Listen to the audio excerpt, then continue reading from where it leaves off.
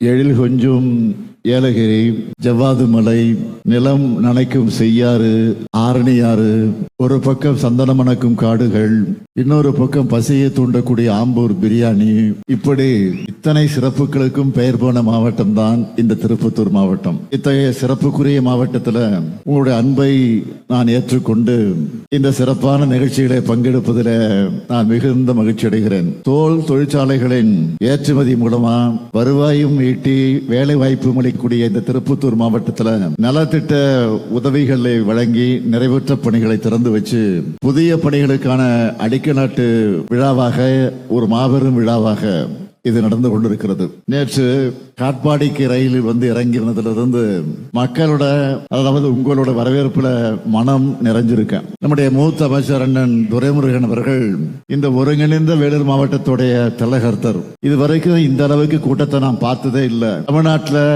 தமிழக வரலாற்றில் நடைபெற்றது இல்லைன்னு பெருமையோடு சொன்னார். அந்த அளவுக்கு திட்டங்களை செஞ்சிட்டு இருக்கோம், தொடர்ந்து செஞ்சுக்கிட்டே இருப்போம். அதனாலதான் நீங்க அன்பை வாரி வழங்கி கொண்டிருக்கிறீங்க.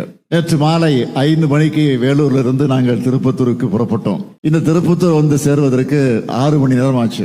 5 மணிக்கு எங்களுடைய பயணம் தொடங்கி 11 மணிக்கு திருப்பத்தூர்ல வந்து நாங்கள் முடிவடைய பயணத்தை முடிச்சோம். அந்த அளவுக்கு சாலையின் இருமருங்கிலும் கூட்டம். கழகத்தோழர்கள் தரக்கூடிய வரவேற்பு ஒரு பக்கம், அதையும் தாண்டி பொதுமக்கள், இளைஞர்கள், தாய்மார்கள், மாணவர்கள், மாணவியர்கள், விவசாயிகள், தொழிலாளிகள், இப்படி பல்வேறு தரப்பட்ட மக்கள் தந்த வரவேற்பு. இந்த வரவேற்பை பார்க்கிற போது நான் கொஞ்சம் இருமாப்போடு பெருமையோடு தெரிவிக்க விரும்புவது என்னவென்று கேட்டால், 2026 மட்டும் இல்ல, அது 31 இருந்தாலும் 36 இருந்தாலும் என்றைக்கும் நாம் தான் இந்த நாட்டை ஆளப்போகிறோம் என்பதற்கு அடையாளமாக மக்கள் தந்திருக்கக்கூடிய வரவேற்பு எடுத்து காட்டியிருக்கிறது. குறிப்பா இந்த மாவட்டத்துடைய பொறுப்பு அமைச்சர் நம்முடைய கலைஞர் தான் அடிக்கடி சொல்லுவார், எதிலும் வல்லவரான ஏவாவேல் என்று. அவர் சிறப்பா ஒருங்கிணைச்சு இந்த நிகழ்ச்சியை உருவாக்கி இருக்கிறார். அவர் திருவண்ணாமலை மாவட்டமாக இருந்தாலும், ஆனால் அதே நேரத்தில் எங்கும் வல்லவராக, எப்பொழுதும் வல்லவராக இருப்பவர் தான் அவர். அதனாலதான் திருப்பத்தூர் மாவட்டத்திற்கு நாங்கள் பொறுப்பாளராக தலைமை கழகத்தின் சார்பில் நியமிச்சிருக்கிறோம். தன்னுடைய பொறுப்புல இருக்கக்கூடிய துறையை மட்டுமல்ல, பொறுப்பு மாவட்டத்தையும் சிறப்பா வளர்த்தெடுத்திருக்கிறார் அமைச்சர் வேலு அவர்கள். அதே போல் அவருக்கு துணை இருக்கக்கூடிய இந்த மாவட்ட மக்கள் பிரதிநிதிகளுக்கும் என்னுடைய மனமார்ந்த வாழ்த்துக்களையும் பாராட்டுக்களையும் நான் தெரிவித்துக் கொள்ள விரும்புகிறேன். அதே போல் மாவட்ட ஆட்சித்தலைவர் சிவசவுந்தரவல்லி அவர்கள் மிக சிறப்பா செயல்பட்டு இந்த விழா சிறப்பாக நடைபெற காரணமாக இருந்திருக்கிறார். அவருக்கு துணை நிற்கக்கூடிய மாவட்டத்தை சார்ந்திருக்கக்கூடிய அரசு அலுவலர்களுக்கு என்னுடைய நெஞ்சார்ந்த பாராட்டுக்களையும் வாழ்த்துக்களையும் நான் தெரிவிக்க விரும்புகிறேன். இன்று நாம் பெருமையோடும் மகிழ்ச்சியோடும் இந்த விழாவில பங்கேற்றிருக்கிறோம் என்று சொன்னால், தமிழ்நாட்டின் நலன் மேல அக்கறை இல்லாத கடந்த கால ஆட்சியாளர்களால் சீரடைஞ்ச தமிழ்நாட்டோட வளர்ச்சியை நம்ம திராவிட மாடல் அரசு இந்த 4 ஆண்டுகளை மீட்டெடுத்து வரலாறு காணாத வளர்ச்சிக்கு நாம் கொண்டு சென்றிருக்கிறோம். இதை நான் தமிழ்நாட்டுடைய முதலமைச்சராக சொல்லுகிறேன் என்று நீங்கள் கருத வேண்டிய அவசியம் இல்லை. தமிழ்நாட்டுக்கு ஓரவஞ்சனை செய்கிற ஒன்றிய அரசால கூட நம்முடைய வளர்ச்சியை மறைக்க முடியல. அதனாலதான் ஒன்றிய அரசு தமிழ்நாடு 9.69 விழுக்காடு வளர்ச்சியோட இந்தியாவோட மற்ற மாநிலங்களை விட பொருளாதார வளர்ச்சியில புதிய உச்சத்தை அடைஞ்சிருக்கிறதா சொல்லி இருக்கு. இந்தியாவோட ஜிடிபியில நம்முடைய பங்கு எவ்வளவு தெரியுமா? 9.21 விழுக்காடு. அதாவது நாட்டோட வளர்ச்சியில 110 விழுக்காடு, நாம 10 விழுக்காடு கிட்ட நாம இருக்கிறோம். அது மட்டுமல்ல, சமூக முன்னேற்ற குறியீடுகளில் நாம் தான் முதலிடத்தில் இருக்கிறோம். உயர்கல்வி சேர்க்கை விகிதத்தில் முதலிடம் தமிழ்நாடு. வறுமை இல்லாத நிலையை உருவாக்குவதில் 2வது இடம் நாம இருக்கிறோம். நீடித்த வளர்ச்சி குறியீட்டிலையும் மருத்துவ குறியீட்டிலையும் 3வது இடம். தமிழ்நாட்டில் தனிநபர் வருமானம் வளர்ச்சி பல ஆண்டுகளா அதிகமாக இருக்கு. இந்த வளர்ச்சிக்கு அடிப்படை காரணம், தலைநகரான சென்னையை சுத்தி மட்டும் வளர்ச்சி செய்யப்படாம தமிழ்நாட்டோட அத்தனை பகுதிகளுக்கும் தொழில் வளர்ச்சி செய்யணுங்கிற செயல்படக்கூடிய எண்ணம் தான் அதற்கு காரணமாக அமைந்திருக்கிறது. எல்லாருக்கும் எல்லாம், எல்லா மாவட்டங்களுக்கும் எல்லாம் என்கிற வகையில் தொழில் நிறுவனங்களை உருவாக்கி வேலை வாய்ப்புகளை வழங்குகிறோம். இதனால்தான் நகர பகுதிகள் மாதிரியே கிராம பகுதிகளும் வளருது. நான் கோட்டையில இருந்து கொண்டு மட்டும் பணிகளை செய்யல, தொடர்ந்து மாவட்டங்களுக்கு சுற்றுப்பயணம் மேற்கொண்டு வருகிறேன். குறைஞ்சது ஒரு மாசத்துக்கு 3 மாவட்டங்களுக்கு போகிறேன். இந்த மாசத்துல மட்டும் சேலம் மாவட்டம், தஞ்சாவூர் மாவட்டம், அடுத்து இப்போ திருப்பத்தூருக்கு வந்திருக்கிறேன். நம்ம திருப்பத்தூருக்கு திராவிட மாடல் ஆட்சியில் செய்யப்பட்டிருக்கக்கூடிய திட்டங்களை பட்டியலிட்டு சொல்லணும்னா சுருக்கமா சொல்றேன், தலைப்புச் செய்திகளாக சொல்றேன். 182 கோடி ரூபாய் மதிப்பீட்டுல திருப்பத்தூர்ல குடிநீர் திட்டம் செயல்பாட்டுக்கு வந்திருக்கு. 422 கோடி ரூபாய் மதிப்பீட்டுல சாலை மேம்பாட்டு பணிகள் நடந்திருக்கு. 14 பாலங்கள் கட்டப்பட்டிருக்கு. பள்ளிக்கூடங்கள்ல 114 அறிவியல் ஆய்வகங்களை அமைச்சிருக்கிறோம். பள்ளிகளை மேம்படுத்த 489 பணிகள் நடந்திருக்கு.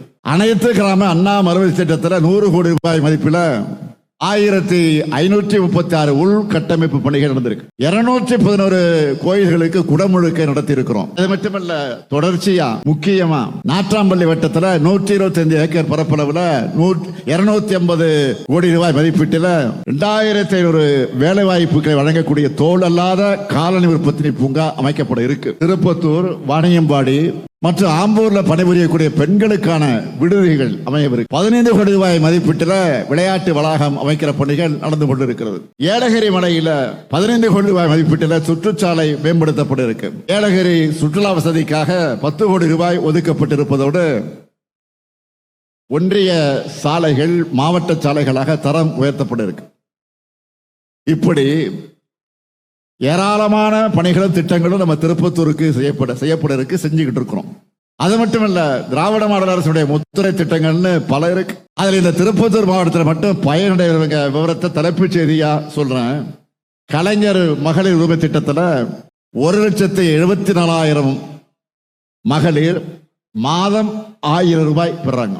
இந்த 1000 ரூபாய் பெறக்கூடிய மகளிர் உரிமை தொகை பற்றி சொல்லுகிற போது நான் ஏற்கனவே சொல்லியிருக்கேன், சில பகுதிகளில் அது கிடைக்காத விடுபட்டு இருக்கக்கூடிய நிலை இருந்து கொண்டிருக்கிறது எல்லோருக்கும் தெரியும். அதனால விடுபட்டு இருக்கக்கூடிய அந்த தாய்மாருடைய கணக்கை எடுத்து, மகளிர் கணக்கு எடுத்து அதை விரைவில் ஆகஸ்டோ அல்லது செப்டம்பர் மாதத்திலோ அதை உடனடியாக வழங்குவதற்கு ஏற்பாடு செய்யப்பட்டிருக்கிறது என்பதை இந்த நேரத்தில் நான் பெருமையோடு தெரிவித்துக் கொள்ள விரும்புகிறேன். அதேவேளை முதலமைச்சருடைய காலை உணவு திட்டத்தில் 42,000 மாணவர்கள் சத்தான உணவை சூடா சுவையா சாப்பிடுறாங்க. 7,000 மாணவிகளுக்கு புதுமை பெண் திட்டத்தில் மாதந்தோறும் 1000 ரூபாய் வழங்கப்படுகிறது. 5,000 மாணவர்களுக்கு தமிழ் புதன் திட்டத்தில் மாதந்தோறும் 1000 ரூபாய் வழங்கப்படுகிறது.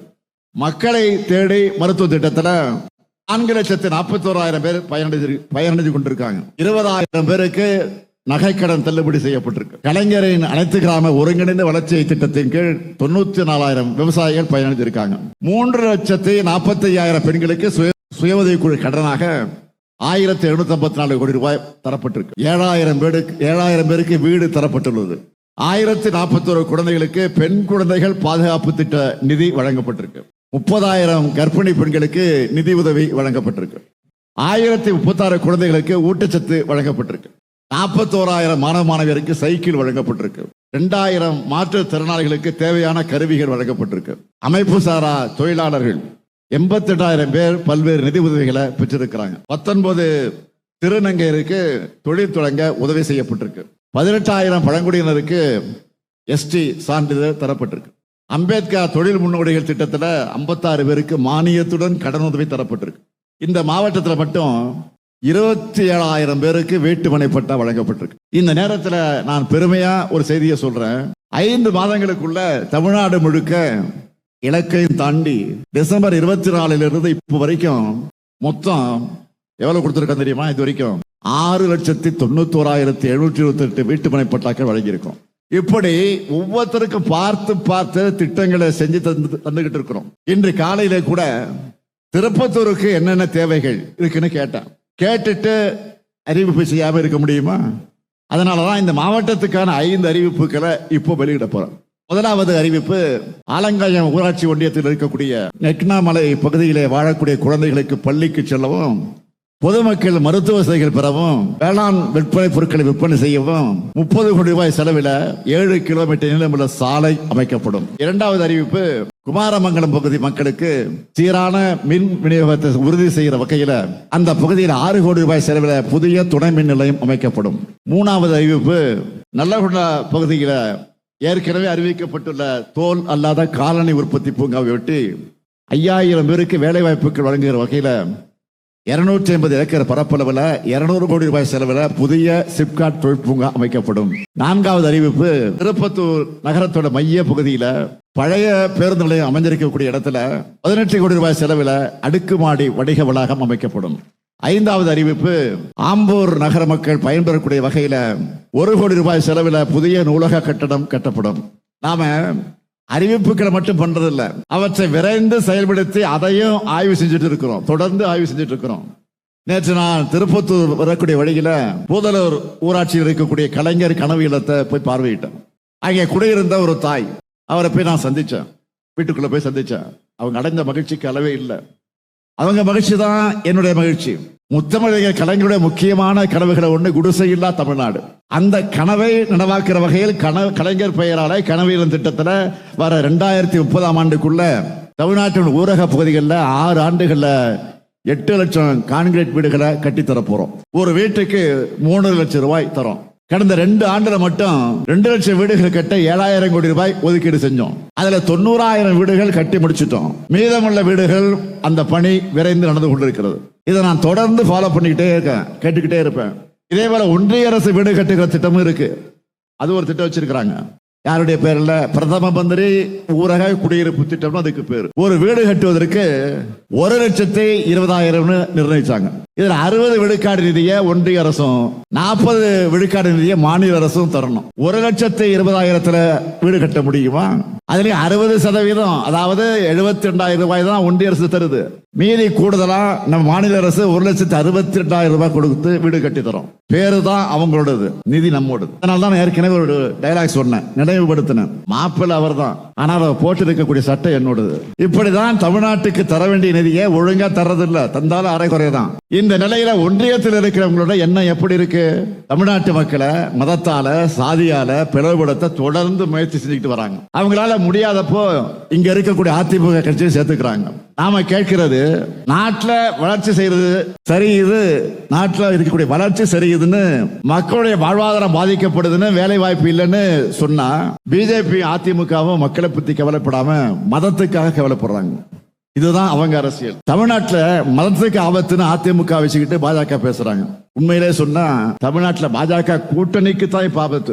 மிஸ்டு கால் எல்லாம் கொடுத்து பார்த்தாங்க, கட்சியை வளர்க்க முடியாம போனவங்க தங்களுடைய அரசியல் லாபத்துக்காக இப்ப கடவுள் பெற மிஸ்யூஸ் பண்றாங்க, மிஸ்யூஸ் பண்ணிட்டு இருக்கிறாங்க. இவங்களோட போலி பக்தியை, அரசியல் நாடகத்தை இங்க யாரும் ஏற்க மாட்டாங்க.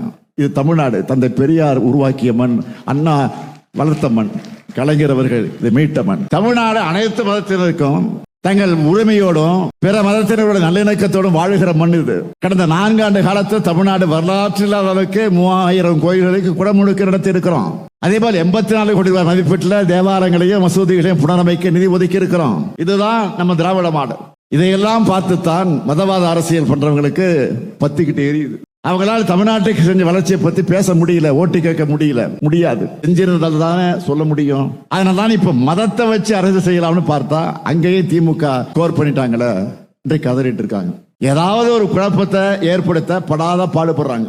அவங்களுக்கு நான் சொல்லிக் கொள்வது, மீண்டும் சொல்லுகிறேன், இந்த மண் தந்தை பெரியார் பண்படுத்தி இருக்கக்கூடிய மண், பேரறிஞர் அண்ணாவால் மேன்மைப்படுத்தப்பட்டிருக்கக்கூடிய மண், தலைவர் கலைஞர் அவர்களால் வளர்க்கப்பட்டிருக்கக்கூடிய மண். இப்படிப்பட்ட தலைவர்களை நீங்க கொச்சைப்படுத்தி வீடியோ போடுறீங்க. அதை கைகட்டி வேடிக்கை பார்க்குது யாரு? அண்ணா பேர்ல கட்சி நடத்துகிற கூட்டம். அண்ணா பேரையே அவங்க அடமானம் வச்சுட்டாங்க. இன்னைக்கு கட்சியை அடமானம் வைக்கிறவங்க நாளைக்கு தமிழ்நாட்டை அடமானம் வைக்க நாம அனுமதிக்க கூடாது. தமிழ்நாடு தன்மானம் உள்ள தமிழ்நாட்டு மக்களும் இந்த மண்ணுக்கு எதிராக பின்னப்படுகிற சதி வேலைகளோட நோக்கத்தை புரிஞ்சு தமிழினத்துக்கும் எதிரானவங்களுக்கும் எதிரிகளுக்கும் துணை போகும் துரோகிகளுக்கும் ஒரு சேர பாட புகட்டணும். உங்களுக்கு அரணாக என்றைக்கும் இருக்கக்கூடிய திராவிட முன்னேற்ற கழகம், இந்த முத்துவேல் கருணாநிதி ஸ்டாலின் எப்பொழுதும் இருப்போம். அதேபோல் நீங்களும் என்றைக்கும் எங்களுக்கு துணையாக இருக்கணும் என்று கேட்டு விடைபெறுகிறேன். நன்றி, வணக்கம்.